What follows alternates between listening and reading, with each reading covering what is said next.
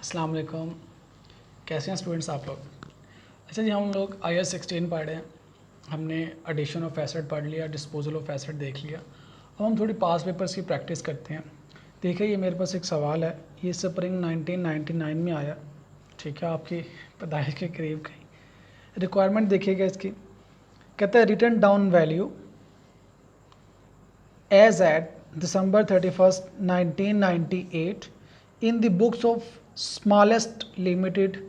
आपने return down value यानी net book value बतानी है, किसकी? एसेट्स की बतानी है। रिक्वायरमेंट नंबर बी में देखिए, कहते हैं depreciation charge for the month, एक महीने की, फॉर द मंथ, ईयर नहीं का, for the month of January 1999 of highest limited. अब जनवरी 99 अगले साल में पहले महीने की आपने क्या बतानी है जी? डेप्रिसिएशन। यानी ना आपको अकाउंटिंग करने के लिए कहा गया, ना लेजर बनाने के लिए, ना फाइनेंशियल स्टेटमेंट्स एक्सट्रैक्ट। आपसे पूछा ये जा रहा है कि सिर्फ हमें डेप्रिसिएशन बता दें और रिटर्न डाउन वैल्यू बता दें। अब क्वेश्चन पे आइएगा, कहता है अपॉन मर्जर, यानी दो कंपनीज आपस में मिली, इसको मर्जर कहते हैं। ऑन जनवरी 1 1999, 1 जनवरी को मर्जर हुआ है। Highest limited took over, highest limited ने ख़रीद लिया, एक्वायर कर लिया assets and liabilities of smallest limited, smallest limited की एसेट्स और लाइबिलिटीज़ को, यानी बिजनेस को ख़रीद लिया, इसका ये मतलब है। The taken over asset include certain fix asset, जो एसेट्स लिए गए हाईएस्ट ने, जो लिए स्मॉल के, उसके अंदर कुछ फिक्स एसेट्स हैं विच आर रिक्वायर्ड, जिसको आपने लेना है एट बुक वैल्यू, यानी नेट बुक वैल्यू पे आपने इसको एक्वायर करना है। कहता है detail of certain assets in Smallest Limited are as under. अब उसने नीचे डिटेल बता दी है, किसकी? Detail of certain fix assets in Smallest Limited. अब स्मॉलेस्ट लिमिटेड के जो फिक्स एसेट्स हैं उसकी डिटेल बताई गई है नीचे, हैं जी। और पूछा क्या गया है, बताया जी स्मॉलेस्ट लिमिटेड में 31 दिसंबर 1998 को एसेट्स की बुक वैल्यू क्या है, उसी बुक वैल्यू पे हाईएस्ट लिमिटेड इनको ख़रीद लेगा, यानी उतने पैसे पे कर देगा। ठीक है जी।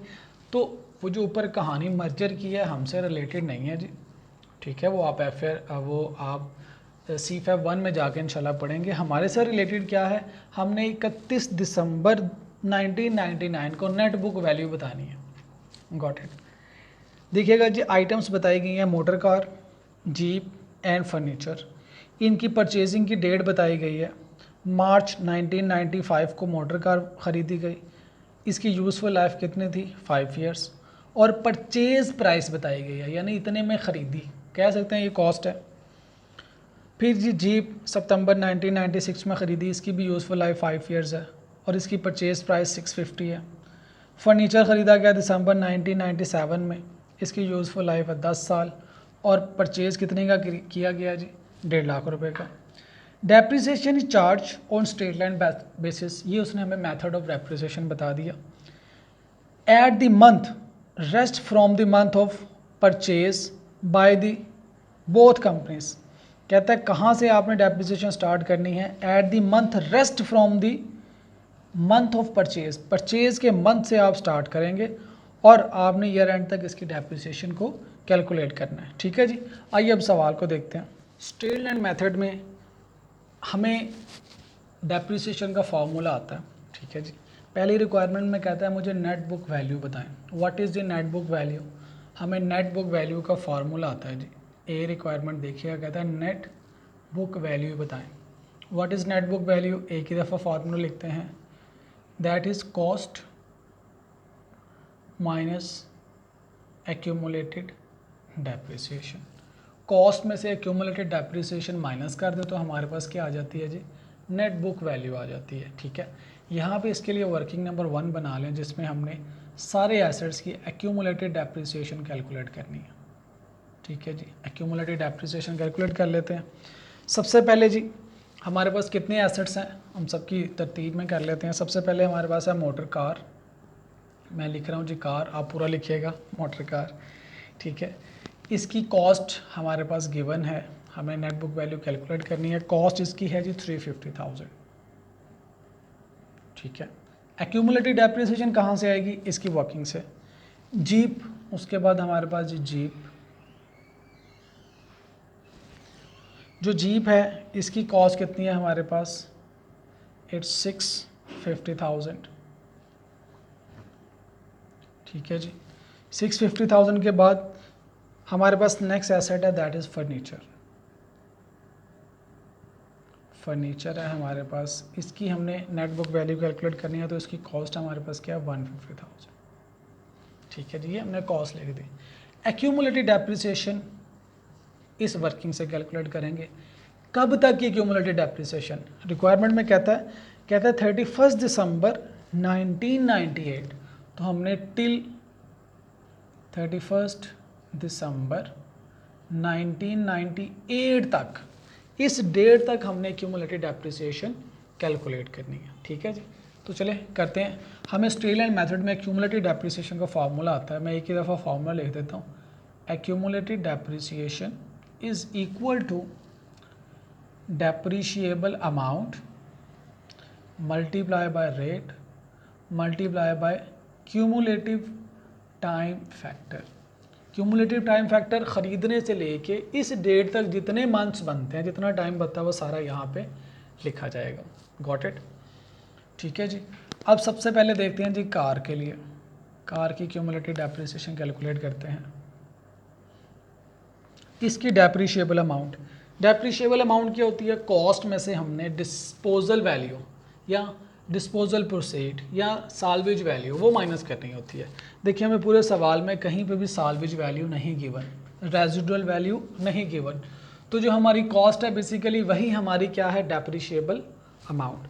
तो हमारे लिए कार की डेप्रिशिएबल अमाउंट है 350,000। ठीक है जी, अब हमें चाहिए रेट। स्ट्रेट लाइन में हमें पता है रेट कैसे कैलकुलेट करते हैं, 1/, यूजफुल लाइफ, तो लिख दें रेट की जगह पे 1/5, ये आ गया रेट।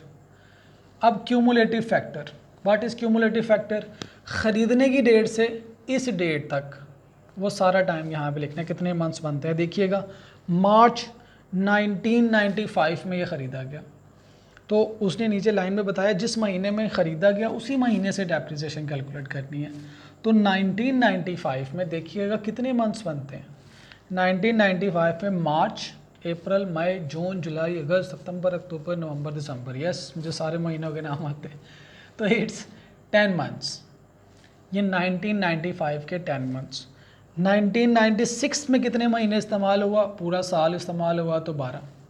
1997 में कितने महीने इस्तेमाल हुआ, पूरा साल तो 12, अभी तक इस्तेमाल हो रहा है। अब हमने आना 1998 में कितने महीने इस्तेमाल हुआ, अगेन 12।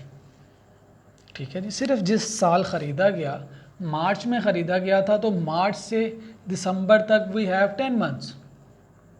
ठीक है जी, 1995 में ख़रीदा गया तो पहले साल के 10 महीने, दूसरे साल पूरा साल इस्तेमाल हुआ तो 12 मंथ्स, तीसरा साल सारा साल इस्तेमाल हुआ तो 12, चौथा साल भी सारा साल इस्तेमाल हुआ तो 12 मंथ्स, डिवाइडिंग बाय 12। ठीक है जी, अब देखिएगा जीप को, जीप की क्यूमुलेटिव डेप्रिसिएशन कैलकुलेट करनी है। तो जीप की डेप्रिशिएबल अमाउंट हमें कॉस्ट गिवन है 650, रेजिडुअल वैल्यू कोई नहीं गिवन, तो 650 ही डेप्रिशिएबल अमाउंट। अगर रेजिडुअल वैल्यू गिवन होती तो मैं इसमें से माइनस कर देता। इसका रेट क्या आएगा, देखिएगा यूजफुल लाइफ इज़ 5 ईयर्स, तो 1/5 is the rate of depreciation. अब ये देखिएगा क्यूमुलेटिव टाइम फैक्टर कितना अरसा इस्तेमाल हुआ, तो ये ख़रीदा गया जी सितंबर 1996 में, हमने आना है 1998 तक, दिसंबर तक। Got it. अब 1996 में कितने महीने इस्तेमाल हुआ, सितंबर, अक्टूबर, नवंबर एंड दिसंबर, तो 4 महीने इस्तेमाल हुआ है, प्लस 1997 में पूरा साल इस्तेमाल हुआ अभी तक आपके पास है, 1998 पूरा साल इस्तेमाल हुआ, डिवाइडिंग बाय 12, तो this is the cumulative time factor. तो इसके कटने से तमाम महीनों की डेप्रिसिएशन आ जाएगी। Got it. इसके बाद नेक्स्ट हमारे पास है जी फर्नीचर। ओके, फर्नीचर की क्यूमुलेटिव डेप्रिसिएशन कैसे आएगी, इसकी डेप्रिशिएबल अमाउंट देखिएगा कितनी है जी। अगेन हमें कॉस्ट गिवन है, रेजिडुअल वैल्यू नहीं गिवन, तो कॉस्ट लिख दी, एज ए डेप्रिशिएबल अमाउंट। इसका रेट ऑफ डेप्रिसिएशन, इसकी यूज़फुल लाइफ है जी 10 साल, तो 1/10। कितने महीने इस्तेमाल हुआ, देखिए ये दिसंबर 1997 में ख़रीदा गया, तो सिर्फ एक महीना इस्तेमाल हुआ 1997 में, +1 कर दें। अब 1998 में कितने महीने इस्तेमाल हुआ जी, कंप्लीट ईयर इस्तेमाल हुआ। तो हम किस डेट तक आ रहे हैं, परचेज डेट से 31 दिसंबर 1998 तक हम आ रहे हैं, डिवाइडिंग बाय 12। तो ये हमने क्या कर दिया है, पहले रिक्वायरमेंट उसकी पूरी कर दी। अब इसको कैलकुलेट कर लीजिए। इसकी कैलकुलेशन बनती है जी 350,000। आप लोग क्लास में होते तो आसानी से मुझे बता देते, अब मुझे ख़ुद करनी पड़ती है। Into 10 + 12 + 12 + 12 dividing by 12। चेक कर लीजिएगा जी मेरे साथ साथ, गलती हो सकती है।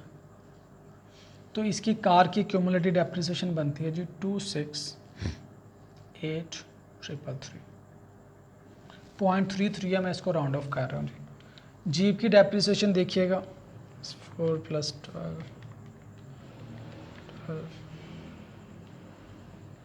5 × 650,000। तो जी इसकी डेप्रिसिएशन बनती है जीप की 30,123 3 दफ़ा 3। ठीक है, अपने पास चेक करें आपके पास क्या आती है। नेक्स्ट देखिएगा जी 13 dividing by 12 dividing by 10 multiply by 150,000, it's 16250। ये मेरे पास आ गई जी cumulative depreciation. State end method में क्यूमुलेटिव डेप्रिसिएशन का फार्मूला इंपॉर्टेंट, बाकी फिगर्स तो आप लोग पुट कर सकते हैं। फार्मूला क्या है, depreciable amount multiply by rate of depreciation multiply by cumulative time factor. Got it. अब हमारी रिक्वायरमेंट ये कैलकुलेट करना नहीं थी, लेकिन ये वर्किंग में आपने दिखाना है कि क्यूमुलेटिव डेप्रिसिएशन कैसे कैलकुलेट की। तो सबसे पहले लिखिएगा जी कार की क्यूमुलेटिव डेप्रिसिएशन, दैट इज़ 268,333। इसमें से इसको माइनस करेंगे तो हमारे पास कार की नेट बुक वैल्यू आ जाएगी 350,000 माइनस 268,333, इट्स 81,667। ये क्या आ गई, नेट बुक वैल्यू। इतने का एसेट ख़रीदा था, ठीक है, और इस डेट तक 31 दिसंबर 1998 तक इतनी डेप्रिसिएशन हो गई है। तो ये है वो वैल्यू जो बुक में अभी तक एसेट्स की हमें नज़र आ रही है। इतने future economic benefit still expected है। जीप की क्यूमुलेटिव डेप्रिसिएशन कितनी आई है जी, jeep 30,333 is equal to 650,000 minus 303। We will have net book value of ₹34667। ठीक है जी, 150 में से इसको माइनस करेंगे 150,000 माइनस 16250, you will have 133,750। ठीक है जी, इसको टोटल कर ले 5620 लिमिटेड को इतने पैसे पे करने हैं स्मॉलेस्ट लिमिटेड को, ताकि वो इन एसेट्स को ख़रीद सके। एक तो सवाल का पोर्शन ये था कि नेट बुक वैल्यू बताएं इस डेट तक, तो हमें ये फार्मूला आता है, तो हम कैलकुलेट कर सकते हैं। ये है नेट बुक वैल्यू का फार्मूला नंबर 1। दूसरा हमें कॉन्सेप्ट ये आना चाहिए कि नेट बुक वैल्यू क्या होती है, कॉस्ट में से क्यूमुलेटिव डेप्रिसिएशन माइनस करते हैं। तो क्यूमुलेटिव डेप्रिसिएशन स्टेलमेंट मेथड में कैसे कैलकुलेट करते हैं, this is the formula. Formula वही है, सिर्फ यहाँ पे एक सी का एडिशन कर दिया हमने। सेकंड रिक्वायरमेंट देखिए, सेकंड रिक्वायरमेंट में कहता है कि जनवरी के महीने की डेप्रिसिएशन बता दे अब हाईएस्ट लिमिटेड के लिए। तो मैं सेकंड रिक्वायरमेंट यहाँ पे सॉल्व कर देता हूँ जी। सेकंड रिक्वायरमेंट में हमें सिर्फ डेप्रिसिएशन कैलकुलेट करनी है। स्टेलमेंट में डेप्रिसिएशन का formula depreciable amount multiply by rate multiply by time factor. ठीक है जी, सबसे पहले कार की depreciation is equal to, car के लिए डेप्रिशिएबल अमाउंट कार की सेम है जी, इसमें तो कोई तब्दीली नहीं आ सकती, 350,000। रेट वही है जी 1/5। अब कितने महीने की डेप्रिसिएशन पूछी गई है, for the month of January 1999, एक महीने की। तो टाइम फैक्टर क्या आ जाएगा 1/12। ठीक है जी। इसी तरह आ जाएगा जीप की डेप्रिसिएशन 1 महीने की, फार्मूला वही है, सिर्फ यहाँ पे सी नहीं है, वहाँ पे ख़रीदने से या रेंट तक जितने महीने इस्तेमाल किया सारे लिख दिए गए। देखिए यहाँ पे सी आ गया, यहाँ पे सी नहीं है, जितने महीने इस साल में इस्तेमाल हुआ। उसने कहा 1 महीने की बताएं तो हम 1 महीने की बता देते हैं। जीप की जी depreciable amount is 650,000 multiply by इसका रेट है 1/5, 1 महीने की चाहिए तो 1/12। इसी तरह देखिएगा जीप के बाद हमने फर्नीचर की कैलकुलेट करनी है। फर्नीचर किया जी 150,000 इंटू 1/10 इंटू 1/12। ठीक है जी। तो अब इसको कैलकुलेट कर लें। 350 तो इट्स 5833। ठीक है जी। चेक कर लीजिएगा मेरे साथ, गलती हो सकती है। जैसे 50,000 इंटू रेट इंटू 1/12 इट्स 10833। ठीक है जी। नेक्स्ट देखिएगा 150,000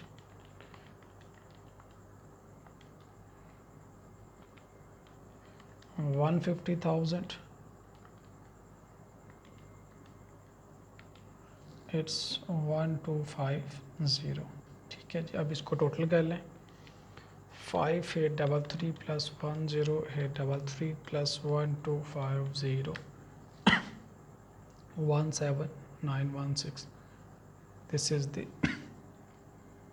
डेप्रिसिएशन फॉर जनवरी 1999। तो ये था जी सवाल। स्टेलर मेथड से आपसे पूछा गया था कि नेट बुक वैल्यू बताएं। किसी भी मेथड से पूछा जाए, नेट बुक वैल्यू का फॉर्मूला यही है। ठीक है जी। अब स्टेलर मेथड से क्यूमुलेटेड डेप्रिसिएशन हमने कैलकुलेट करना सीखी है। ये है जी उसका फॉर्मूला। ठीक है। हमने उसमें वैल्यूज पुट की और हमारे पास एक्यूमुलेटेड डेप्रिसिएशन आ गई। उसको हमने कॉस्ट में से माइनस किया तो we get net book values. यहाँ पे सवाल ही रुका, कहता है अब ये एक्वायर कर लिए हाईएस्ट लिमिटेड ने, वो हाईएस्ट लिमिटेड के बुक्स में 1 महीने की डेप्रिसिएशन सिर्फ घुमाने के लिए, परेशान करने के लिए आपको उसने हाईएस्ट लोएस्ट लिख दिया। सीधी तरह बता था जी एसेट ख़रीदें, इस डेट तक नेट बुक वैल्यू बता दी तो आपने क्या लेना था। स्ट्रेट फॉरवर्ड बता था जी 1 महीने की डेप्रिसिएशन भी बता दें, वो भी आपने कैलकुलेट कर लेनी थी। तो पॉइंट ऑफ लर्निंग क्या है, नेट बुक वैल्यू का फार्मूला तो यही है। ठीक है जी। स्ट्रेलैंड में क्यूमुलेटेड का फार्मूला, क्यूमुलेटेड डेप्रिसिएशन आपने इस फार्मूले से कैलकुलेट करनी है। और डेप्रिसिएशन का फार्मूला क्या है, ये 3 फार्मूलाज हैं। अब इससे आगे अगर अकाउंटिंग पूछी जाए तो इसकी हम अकाउंटिंग भी कर सकते हैं, लेजर पूछे जाए तो लेजर्स भी बना सकते हैं। असल काम क्या है, इस वर्किंग को सीखना। ठीक है जी। Thank you.